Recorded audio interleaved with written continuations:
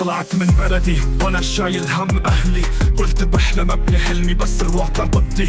المطار كان صامت، العيون مليانة دموع، كل خطوة للبعيد كانت تثقلني بالوجوع.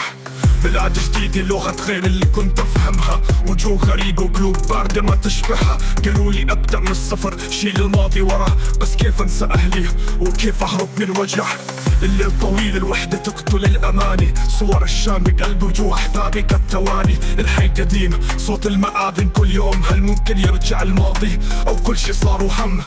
اشتقت لريحة الخبز الطازة بحاراتنا، لضحكات الولاد، لصوت أمي ودعواتها. لكن الغربة قاسية تطفي شمعة الحنين، وكل ما حاولت أنسى يرجع الصوت الحزين. بس اليوم وقفت، قلت كفاية استسلام. الغربة مدرسة وأنا طالب بعناد التلام، بدأت أكتب كلماتي أحول وجعي للهام. صوتي رسالة للبعيد والقريب، يلا اسمع الكلام.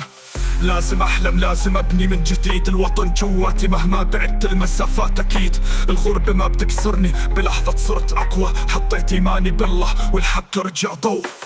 كل يوم أقف قدام الماية وأحكي لنفسي أنت قوي، وما في شي بالدنيا يكسر إحساسي. صرت أتعلم، أشتغل، أرفع اسمي فوق، أبني حياة جديدة وأحمل جوايا الشوق. رجعت أكتب عن بلدي وعن حلم العودة، عن أمل الطفل اللي يشوف يوم الحرية، عن سوريا اللي كانت وعن اللي راح تكون.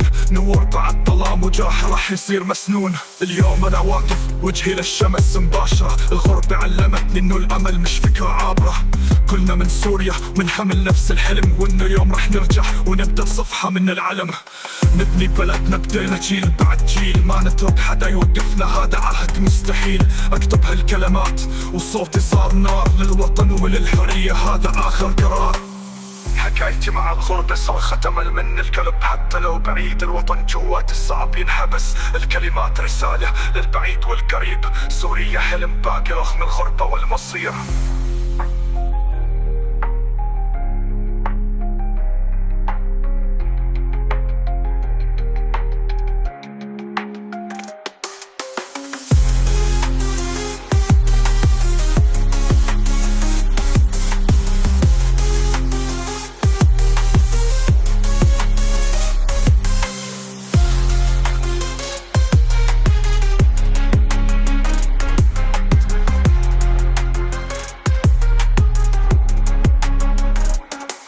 بس اليوم وقفت، قلت كفاية استسلام. الغربة مدرسة وأنا طالب بعناد التلام، بدأت أكتب كلماتي أحول وجعي للهام. صوتي رسالة للبعيد والقريب، يلا اسمع الكلام.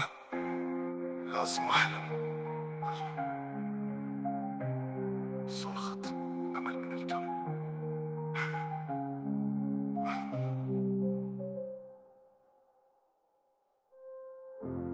حتى لو الوطن جواتي صعب نحبس، الكلمات رسالة للبعيد والقريب، سوريا حلم باقي رغم الغربة والمصير.